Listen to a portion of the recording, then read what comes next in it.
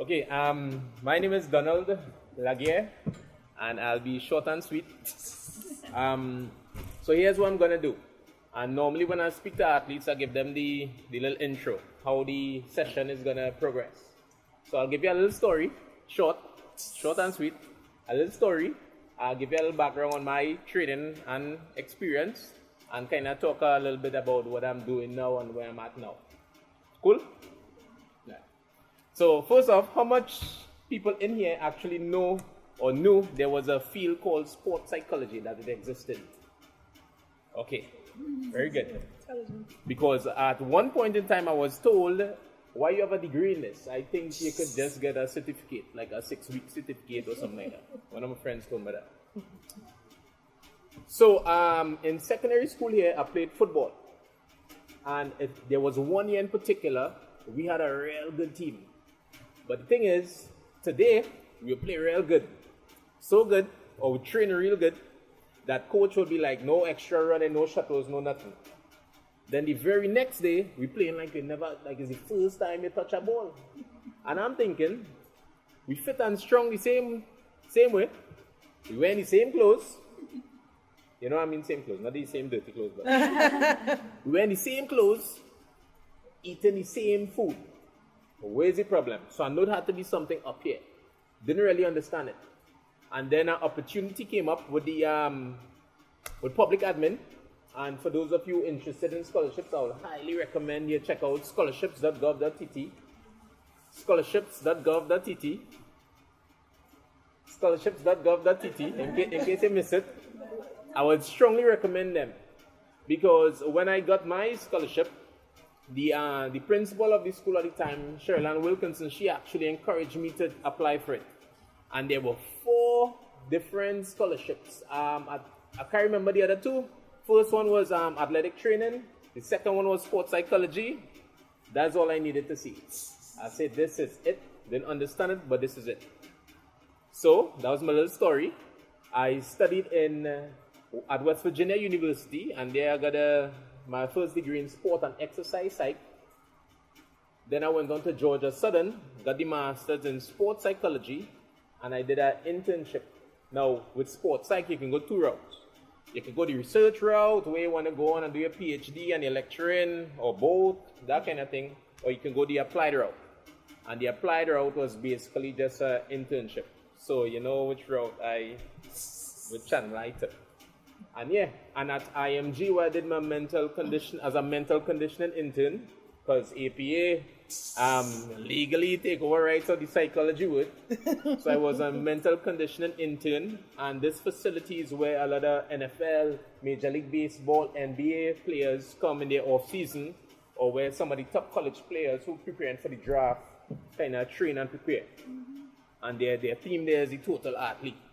Is mental, is physical, they have their own gym, it's nutrition, vision training. They took some equipment that fighter pilots use and actually train athletes, their eyes. For instance, tennis. You'll see a tennis player or baseball, they don't actually watch the ball straight to the bat or straight to the racket, because the baseball coming 90 miles per hour professionals. What research has shown is that they actually, like say for instance, the pitcher is there and you're batting here, or you're looking to return, your eyes actually all the way here. So you don't follow the ball because it's coming too fast for you to do that. You don't follow the ball all the way here. So some unique stuff.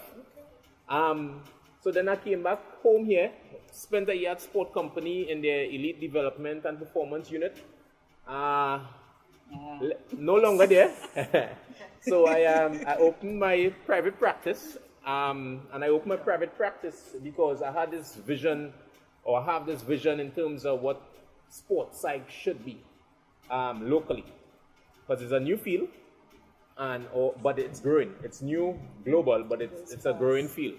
Yeah. So every year I make sure, and because you guys looking at careers in sports psych, so 2 things. One, the undergrad, you can't practice with an undergrad degree. So one of my classmates asked the teacher one time, so what can I do with this, with an undergrad in sports psych? And because they was looking for jobs right after school. And one thing she said, and it stuck with me. She said it depends on how you market yourself. So yeah, you have a degree in sport and exercise science. Does that mean you only go to the gym and work? Does that mean you only work with athletes? No. So one thing I want to emphasize is really about how you market yourself, because that's something that stuck with me. So if I came back here and sat home waiting for a sports psych position to open up, I would be unemployed and broke. So what I did is Marjorie not here, she left. Right. So what I did, I'm a go-getter. So I'll go into ministries, I'll go into schools. I mail over 60 schools, Ministry of Education and Ministry of Sports mostly in Trinidad, but in Trinidad and the region.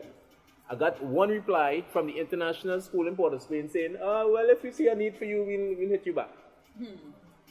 So emails, there's a negative in Trinidad. That didn't work. So the next thing I say, all right, this failed, let me try something else. So the next thing is going into people. So I wrote proposals, tailor them, because, all right, this one didn't work, so let me try something else. I had meetings, phone calls. Like, I started going back into schools recently, and I went to Tabaquite, which is about an hour from where I live, to have a 5-minute meeting with the principal. To me, that was good. That made a lot of sense, because if I didn't go there and I emailed him, he would have never got the email. And I need to tell people, I need that face-to-face, so they can really see what it is, what the sports psych thing is about. So that's it for that. And currently what I do now, so I'm a private practice, but again, it's how you market yourself. So I work with athletes. Like this evening, I have a session, which I'm going to do concentration with a swim club, but I don't only work with athletes. Like there's the live sport program. Now, when I heard about the live sport program, I heard sport and I heard at-risk youth. So they're taking these at-risk youth and using sport to kind of help them refocus and try to minimize crime. So I was like, all right, so it's not sports psych, but it's really life skills they focus on. For me, it's basically life skills, but you're using sport as the avenue. So that's how I sold it. It's life skills I teach. So confidence, for instance, things you could control, things you can't control, and you use the sport as the avenue to teach life skills. So I got involved with that. And recently, I also got involved with the British Council. They have an educational an educational program that they have within the Commonwealth. But of course, from Trinidad, here's the Caribbean. So I got involved with that as well. And it's not sports psych. It's not sports psych, but it's education. And some of the programs I've done with the Ministry of Education is national programs. So I kind of